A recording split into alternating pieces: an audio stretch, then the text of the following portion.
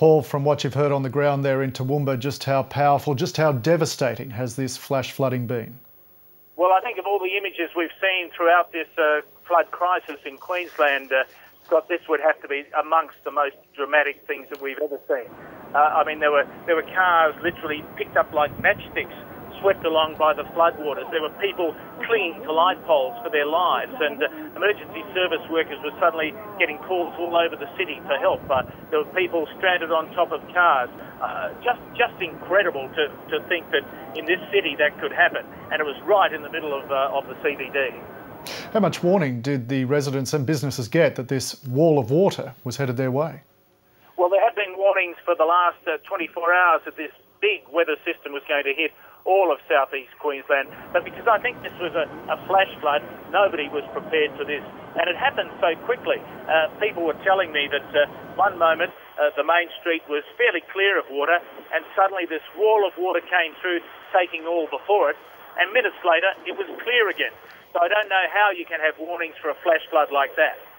Even though the water was gone quickly, are there operations still underway, rescue operations, in regard to residents that may not have been found yet? We know that there are other people missing. We've heard all sorts of reports about rescues that have happened and rescues that are still underway up here, not only in Toowoomba but all across southeast Queensland. We won't know the full toll of this, but much like the flood itself right across southeast Queensland, it's going to be a little while, Scott, before we know that. Paul, further west, the residents of Dalby have been experiencing a recurring nightmare with flooding. You were there earlier today. What did they tell you? Well, the amazing thing there, Scott, is that the Mile Creek, it's called a creek, but it's stretched wide through the town now. And this is the fifth time in just 3 weeks that the people of Dalby have had to put up with flooding like this. And as the Mayor said today, it doesn't seem fair, does it? People were just re-entering their homes after the last flood. The last big flood was on December the 27th. They just got back there a couple of days ago, and they're on the move again.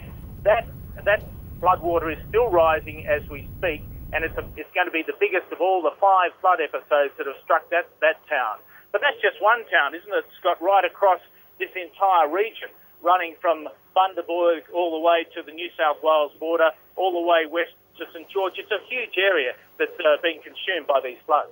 So, Paul, as you point out there, this is a huge area. There are these ongoing episodes of flooding all around Queensland. How are the emergency resources holding up?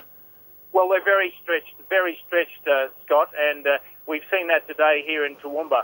We know, and we've heard from the emergency service workers, that they couldn't keep up with all the calls here today. In my travels around, I've seen them stretched in all the towns that we've gone to. I mean, they do enormous work, but when you get a flood of this size, how could any emergency services really prepare for a record-breaking flood that stretches over such a big area? Now, you've covered a lot of natural disasters in your career. What you're seeing there now, how does it compare with anything you've seen and experienced before?